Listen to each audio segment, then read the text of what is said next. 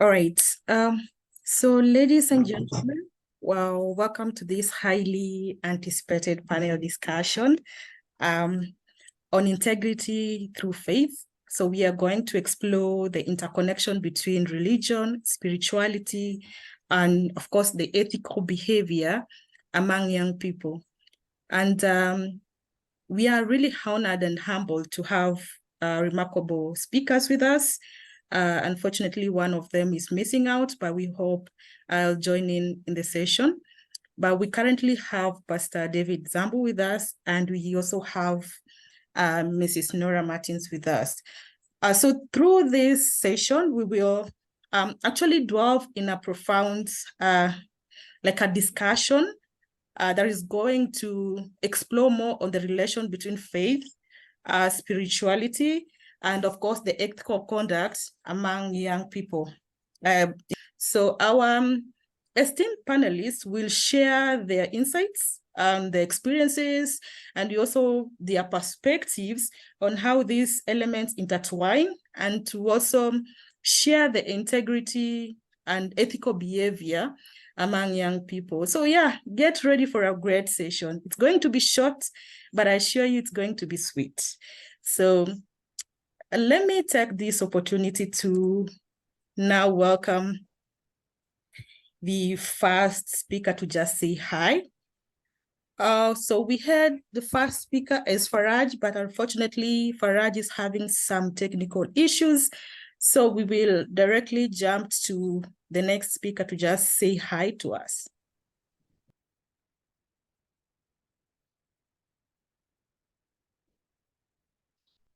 Is Nora Martins able to hear us?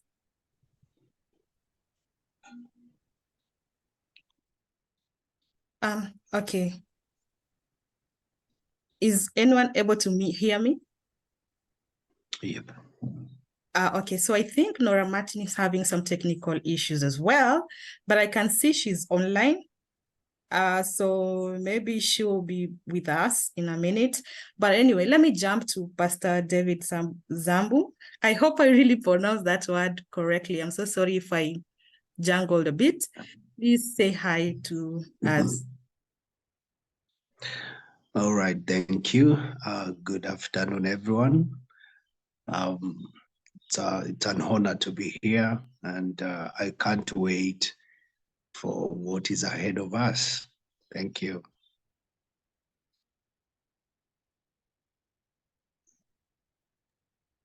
All right. Thank you so much, David. Nora Martins. So, okay, I think we will just proceed with you, David, and just share your insights. If time allows and Nora gets reconnected, we will still incorporate her in this session. And we are also hoping to have Mr. Faraji Kiminyala with us, but he hasn't been able to join up until now. So if he happens to join in, we will also incorporate him during the discussion. So yes, thank you so much, Pastor David, for honoring this invite. I know you are a man of lots of endeavors and a busy schedule, but we really appreciate that you are here with us. So to start, is there a difference between religion and spirituality? Yeah, well, it is there is a difference between religion and spirituality. You find people can be religious, and people can at the same time be differently spiritual. Like, for instance, not every religious person is spiritual. There are people that are spiritual, and there are those that are religious but not spiritual. So you can have a religion that is not spiritual, and you can have a religion that is spiritual. So religion do actually has a difference when it comes to there is a very fast difference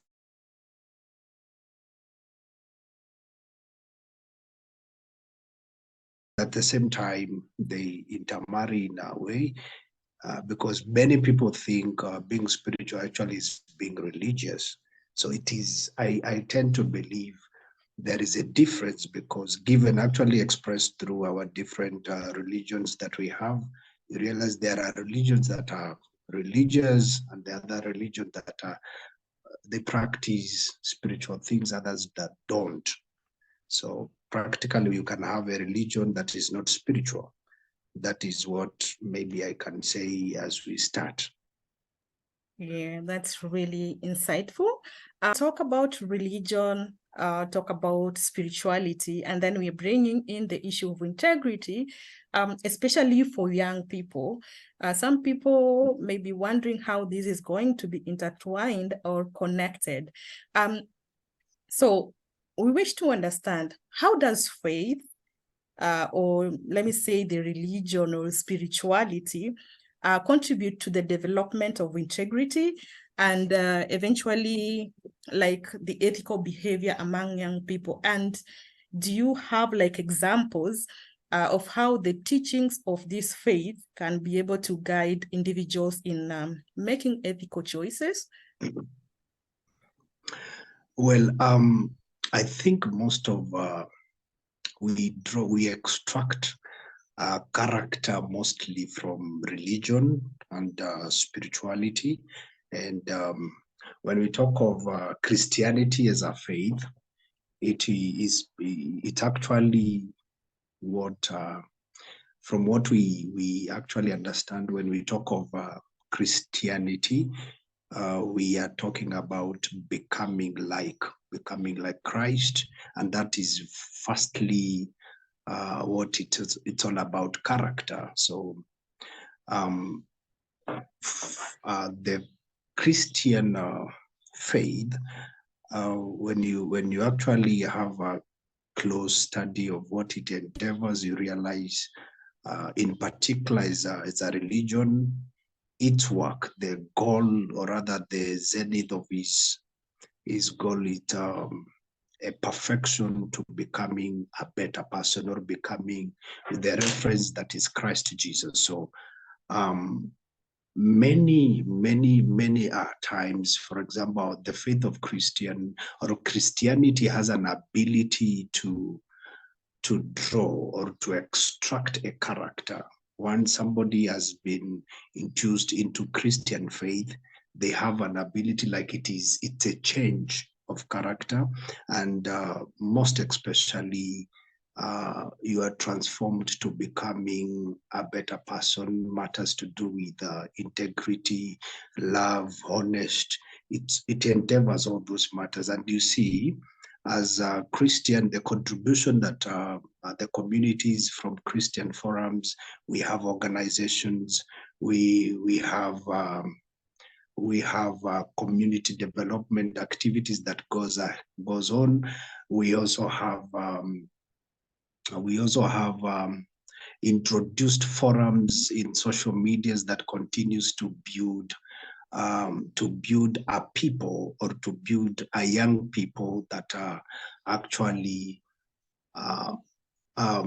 guided to live a life that is worthy, or to live a life that is Christ-like, because that is the zenith of our expression. We are building to perfection by what we believe in. So when we talk of how do we then have to, because normally we are addressing the issue of spirituality, religion, how it is able to affect the ethical behaviors, matters to do with integrity. You realize, as a Christian or as believers, we largely, as what we do, like as a pastor, what we do is to make sure that young people have been transformed to becoming a better people. And probably as we continue, I'll be able to express some of these matters. Yeah. All right, that really sounds great. So to further continue with this discussion, are there challenges that young people of faith do undergo, and how can the communities that are staying in support and encourage these young people to live out their faith and also to practice integrity in their daily lives? Well, I think when we talk of the challenges that the young people face at the moment, you realize there are so many of them. For instance, we are in a world whereby, I'm going to just give a few examples. We are in a world whereby we have kingdoms, and normally in a world where we have kingdoms, the goal for this kingdom is to look for swords. Because you see, if I was to talk about from the spiritual point of view, you realize there are people who begin to behave in a way, not because it is how they are wired, but then there are spirits, or maybe there are worldly systems that make them to behave in that way. For instance, we are in a world or a generation where peer pressure has come, or and you see peer pressure cuts across whether you're spiritual, religious, or no matter how you are. For example, in the spirit world, we say peer pressure is what we call comparative Christianity, whereby because somebody is doing this, you find yourself doing it. So that's peer pressure in terms of the spirit. When we come to the other side, you realize people tend to behave in a certain way, or most of people are dishonest given to the things that they see their brothers and sisters are doing, or rather you are afraid of tomorrow, and you find you can be corrupt. If somebody has trusted you with a job, or somebody has trusted you with to take care of it, you realize you in such moment, it shall become something that will put many young people to be dishonest, or to put away the traits of integrity, and that becomes very something that we should really look at, given that many young people, they do not know how much influence, because in a world of social media, we have a way we present ourselves, and that alone can put people to have certain integrity issues, certain ethical behaviors based on what they see. And in such a world, it matters as a religious leader. There is a way I will be able to present the agent of transformation, or rather I will be able to present my messages to them. Again, we have also economic crisis. It is very hard for people to actually maybe, be true. Pastor David, you can wind up on the points. Yeah, we have also economic issues, whereby many young people are having issues, and then you realize they are not being supported. So if as a church, what I can largely say, or as a religious leader, we have done well, but we can improve on having channels through which we can support the young people, having ways, forum through which we can actually make for that. I don't have time to show you most of these things, because if you realize, we have organizations that are sponsoring young people to behave in a certain way. We have organizations that sponsor, because when you talk of money, it cuts across. People can misbehave based on finances. So largely that is what I can say for now. Thank you so much, Pastor David. That was really, really insightful. And actually it's provoking some more questions that are coming in. I've seen Mrs. Nora Martins joining us. So Mrs. Nora Martin, could you just say hi to us? Hello, everyone. I'm really sorry. My laptop disconnected the minute I connected, but I'm back. Okay, thank you for joining. So I'll just jump directly to you. How do you see the role of media in shaping the ethical behavior of young people? Yeah, particularly in relation to their faith and spirituality. Media plays a very significant role in shaping the ethical behavior of young individuals nowadays. And it includes, or it cuts across faith and spirituality, and it can influence their values and beliefs through exposure to diverse perspectives and stories. A good example is social media. Social media nowadays, you find that all bad things are there, the good things are there. So if someone is not well principled, they'll find themselves in the wrong path. Yeah, so that is one example.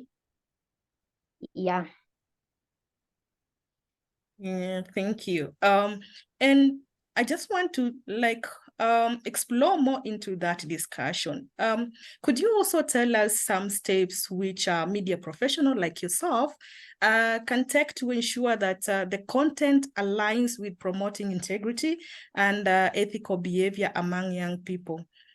Yeah, and maybe if you can also explore on the potential of conflicts that may arise when trying to balance media's role in the society with the religious or spiritual values. Okay, thank you. Media professionals can ensure their content promotes integrity by adhering to ethical guidelines. There's something that we call media ethics that should be followed to the latter. But nowadays, you find that the media has been somehow influenced. You find that those morals are not really followed. So one thing that can be done is fact checking. If someone hears something out there, they ought to find the facts first. And then the facts should be presented in diverse viewpoints. You know, people perceive information differently. So the media should find a way that they can ensure and manage that and ensure that the youth really get the point. I don't know if you get me. Then there's a part of encouraging critical thinking. You see, in Kenya, for example, many youths don't have jobs. There's a lot of unemployment. Someone goes to school for 4 years or more, then after that they come with a lot of optimism that they'll get jobs. Then it happens that they tarmac for some while and they start getting into depression. I understand, but there's important for critical thinking. Then answering your next point, conflicts with religious values, there's the need for balancing media role in society and with religion and also spiritual values. And it can be very challenging. So some content may conflict with religious teachings, leading to moral dilemmas for young viewers. So that should be that the media should ensure that there are strict guidelines that should be followed. For example, most of the content, I'll talk about TV, they classify and say that this content is for people or for viewers that are of this age and this age. So that is one. But most of the time, you find that the media stations that we have, they don't follow that. Yeah, so that is it. Yes, and you brought in a core element on rules and regulations that are there on our social media platforms, where we also having in places or countries where we are having social media platforms being banned, just to protect young people. So this is a discussion for another day, but it's very important to have those regulations. Yeah, that's actually ensure that we comply. But the challenge is sometimes young people navigating with social media becomes really tricky. Even if we have to put regulations, especially like this content cannot be viewed by someone below 18 years, you find these children logging in with the credentials of their parents or their friends, and they end up consuming content that is not theirs. So I don't know, but I think also parenting comes in, peer pressure and all that. But thank you so much for bringing in that incredible insight. Pastor David, I hope you're still with us.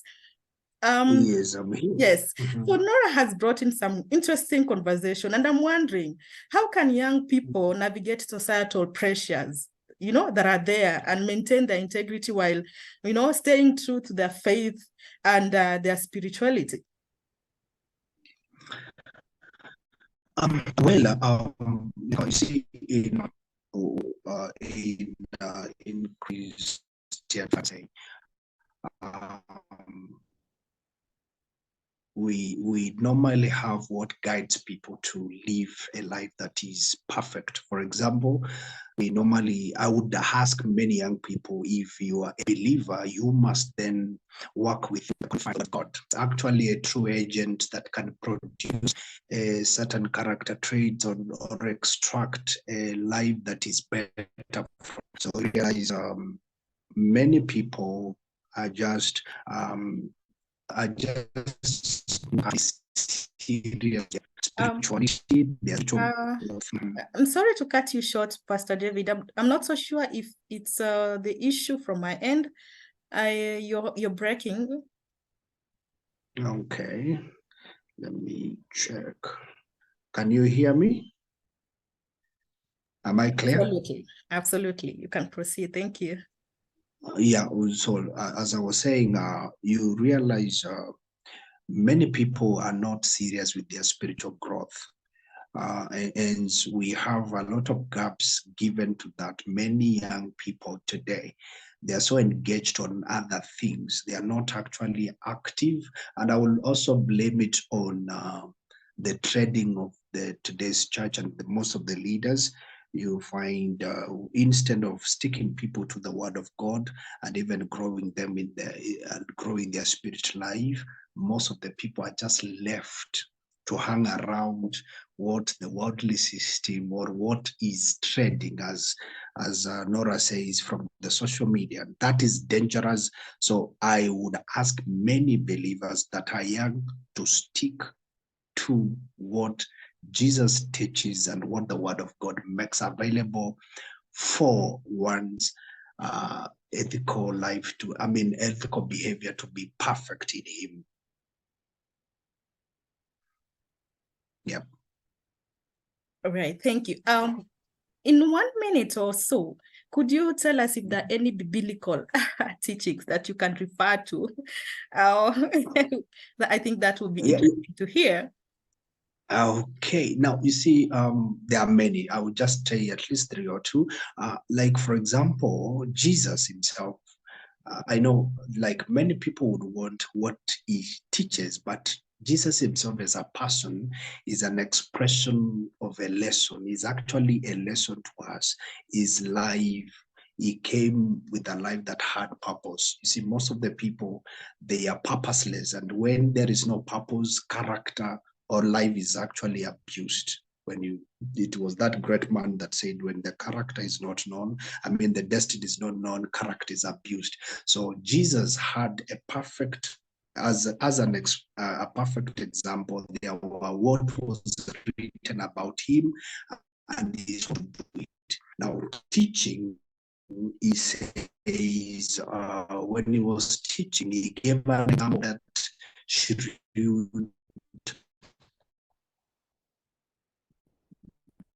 I'm so sorry, you just broke again. Hear him by the young man or this guy that was rich. He left all that he had to a servant. Okay, sorry. So, like I was saying, can you hear?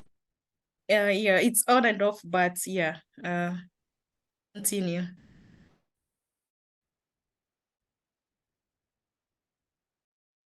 Okay. I think Pastor David is still adjusting his internet connection. let's check in with Nora. Oh, Nora, are you Yes, yes. with us? Yeah. So, Yeah. do you believe that integrity levels and moral values are partly affected by retrogressive religious teachings? Or maybe is it the society that denies such values? I think it's the society. Faith and spirituality often emphasize honesty and compassion, and also there's the influence, the personal understanding of integrity and ethical behavior. So these values guide individuals to act morally in their daily lives. So those are some of the things. So I believe faith and integrity go hand in hand. Just that the society tends to corrupt the youth. And the youth have been so much affected by that. That's why, depression most of the time, when not treated or taken seriously, can cause suicide. Yeah, so I believe when the community, when nicely impacts nice good morals to the youth, then they go hand in hand. That's really interesting. Thank you so much, Nora. I see Pastor David has just joined the meeting. Can you hear us, Pastor David? Yes, I'm back. Sorry. Yeah, it's okay. We were just continuing the discussion now with Nora Martins, but yes, you can finalize on the submissions that you are giving us. We can hear you now loud and clear. That he actually he trusted some of his servant with his properties, and then he would take a leave, and then he comes back.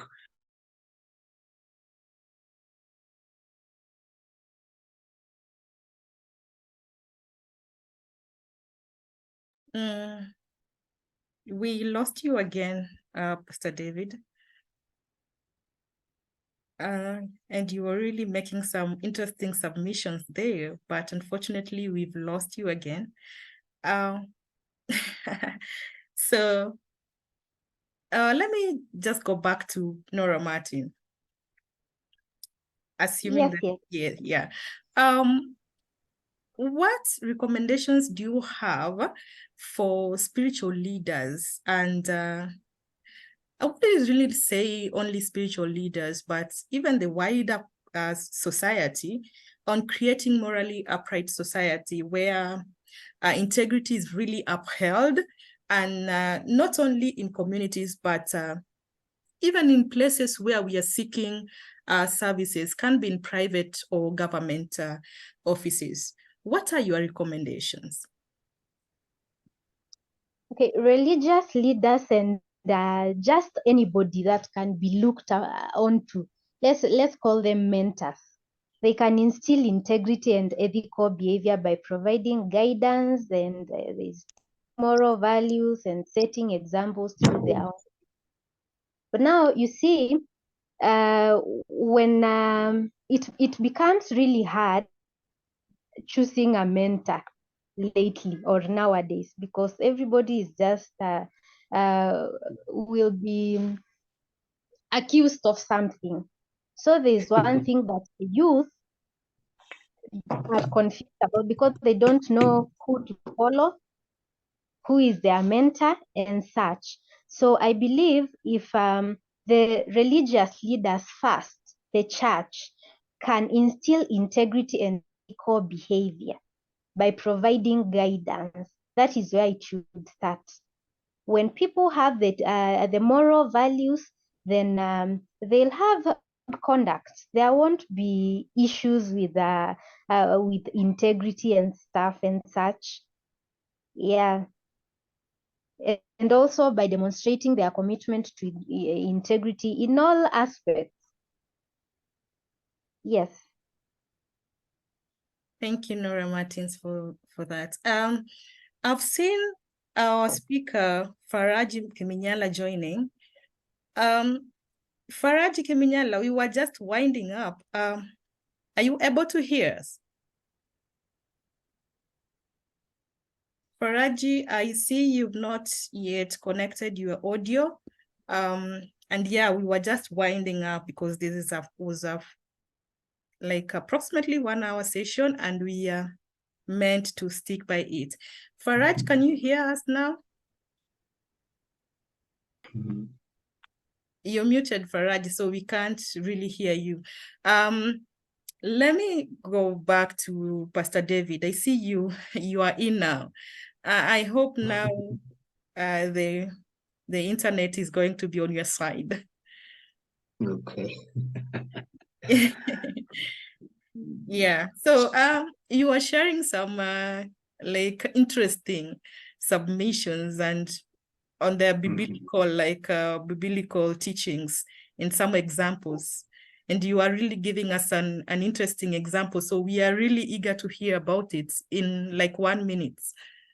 Yes, so like I was saying, Jesus would give an example of a parable where he says there was a master servant that gave people talent, one, two, another one, five, and then in attempt to actually look for or search or rather vet their faithfulness, and then from we saw what happened from there. You realize the one that was given one talent, he never went and then did what he was supposed to do. And all that we can learn from such a parable, we then have to notice that Jesus, he wanted to see, because many people believe to have more. Once they have more, they will be more faithful. So Jesus was vetting the faithfulness of these people. Again, he will give an example of a prodigal son that came to the father, and he mishandled the properties that he was given. And all these things actually communicate how many young, and if you look at the age of these many people that Jesus gave an example, you realize most of them, they lied within the age group of young people. And so it was found out that there was a lot of gap in the expressions of Jesus' examples, whereby many people in that attempt, they were not faithful. There was no actually integrity. God was not able, or they are not, people are not able to trust on them. And again, you see, there are so many places that God continues to look for. Who can I trust with these? Many people are always found wanting. There is no integrity whatsoever, and many are dishonest. So it is actually captured many times within Jesus' teachings and in the Bible, where God continues to look, and he actually advocates for as many as, even if you're a believer, because receiving Christ alone is not enough. You must actually develop yourself to becoming a better and honest person. Yep. Thank you so much for those interesting submissions, Pastor David. Mm-hmm. You were really loud and clear when we had. Faraji just joined in, and unfortunately, as I already mentioned, Faraji, we were just winding up the conversation. Yes, so you can jump in and maybe give us a summary of what you had for us before we give our concluding submissions. Faraj, I guess Faraj is still having some technical challenges, but it is fine. Pastor David, we were winding up with your call for action.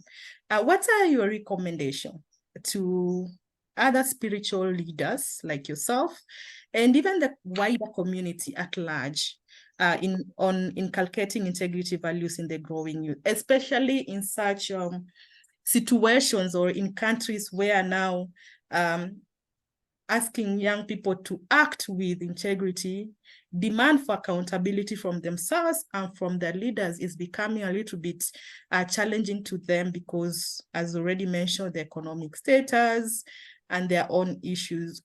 what are your recommendations to the general Okay. community? Okay. My general submission, however, how much I have a lot to say. First, just to begin, I would tell the young people, faking it to becoming it, it's a dangerous one. People just need to trust the process step by step, because largely that is what has made many people to misbehave. And again, there is always we need the mercies of God. See, whatever God has given us will come, because we are becoming like Him. Because nothing, God's ability is actually before God speaks power, it is word. So whatever God speaks comes to pass. Give them the space that have come. For example, we have an organization that sponsors young people to behave in a certain way. Once you enter that organization, you start actually sponsor. There is money, so it's a call. Just more than a hoarding crusade, which is wonderful. We also need to actually culture our young people to be better in terms of finances, because most of the troubles that we are having is actually from the greed that we are seeing, what is displayed on the social media.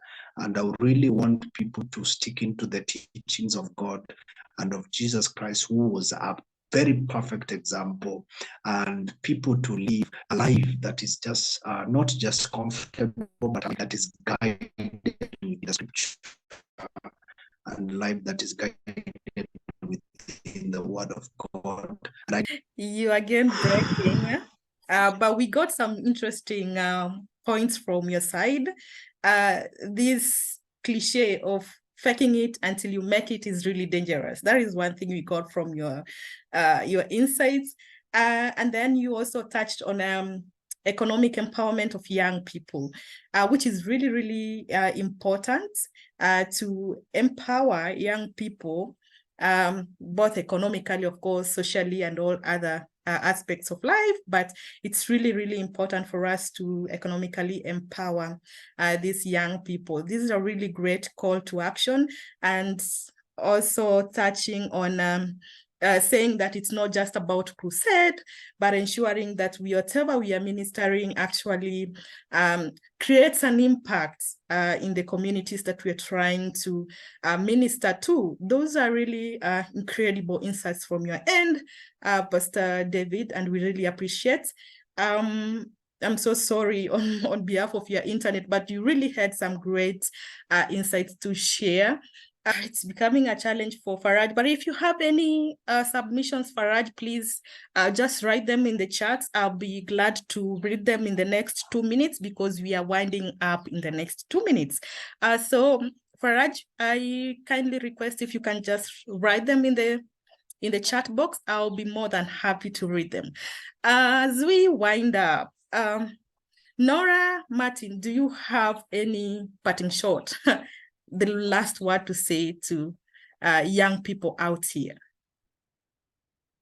Yeah, personally, I love movies. There's a movie called Schindler's List, and it showcases the ethical transformation of a man by the name Oscar Schindler, who saved thousands of Jews who lived during the Holocaust. That way, he kept on inspiring viewers to consider their own moral choices. So back to my point, my parting shot. Media can positively influence the integrity and ethical behavior of young people by showcasing role models who exhibit moral values, by promoting empathy, and raising awareness of ethical issues. For example, showing documentaries on social justice movements that can inspire ethical action. So my parting shot. Thank you. Wow, that's really interesting. Nora, someone will just be interested in listening to you as you talk, because everything you speak is really inspirational. And I'm sure once we share how this it's going to inspire lots of people. So thank you so much, Nora Martin. We are really humbled to have you here. Faraj, I see you have unmuted your microphone. So please, your final parting shot as we wind up. I'm so sorry, Faraj, we cannot hear you. So I'm so sorry we could not hear you.